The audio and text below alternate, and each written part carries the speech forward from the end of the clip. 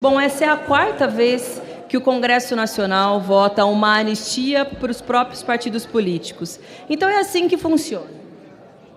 Os deputados e os partidos votam as regras eleitorais, não as cumprem muitas vezes de propósito, porque não querem, porque não concordam, por exemplo, com as cotas de raça e as cotas de gênero, e depois os próprios partidos e os seus parlamentares votam um auto perdão.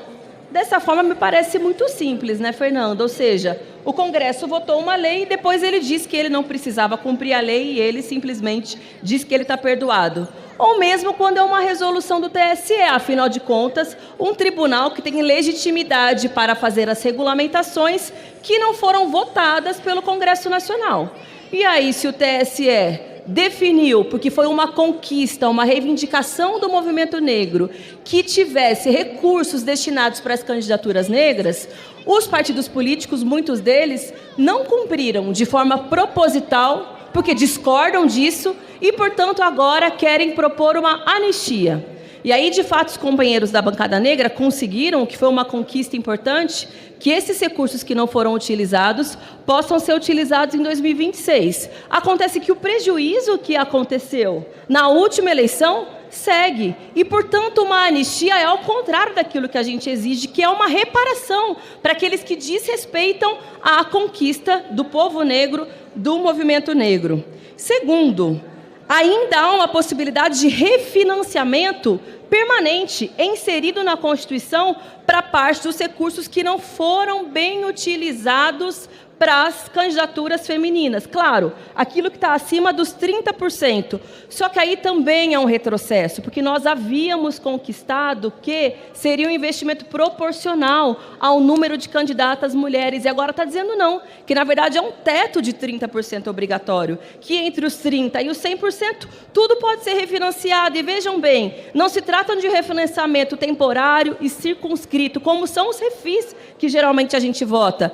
É um refinanciamento, o refis colocado na Constituição.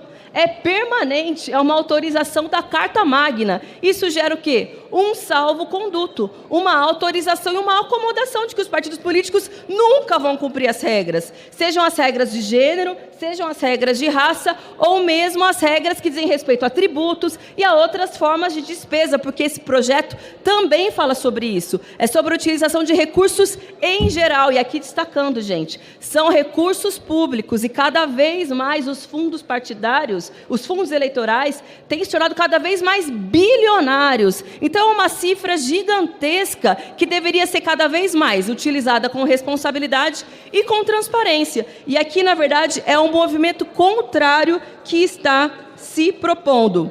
E aí também quero dialogar com os que dizem que é uma conquista colocar os 30% na Constituição para o financiamento de candidaturas negras. Claro que haver uma regra constitucional é um passo fundamental e importante, mas, gente, as atuais regras definidas pelo TSE são de investimento proporcional. Então, se por um lado está colocando na Constituição, por outro está colocando que as regras para a próxima vão ser inferiores àquelas regras atuais.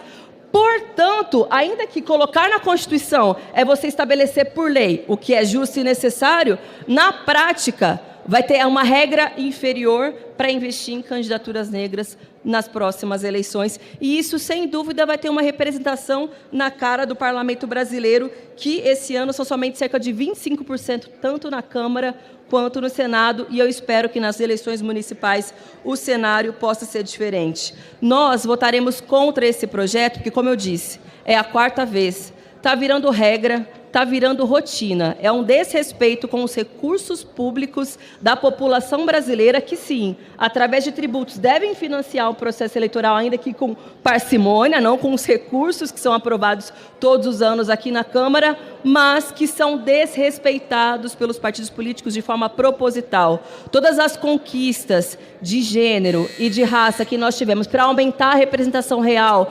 democrática, de inclusão da sociedade brasileira, está sofrendo um retrocesso. E aqui eu quero fazer um destaque também na regra constitucional que está expresso no artigo 2º, porque diz que vai ficar circunscrições que melhor atendam aos interesses e estratégias partidárias. Não é para isso que serve cotas, não é para isso que são os 20%. É para ter política afirmativa e não ao bel prazer de um dirigente partidário que não se importa com isso.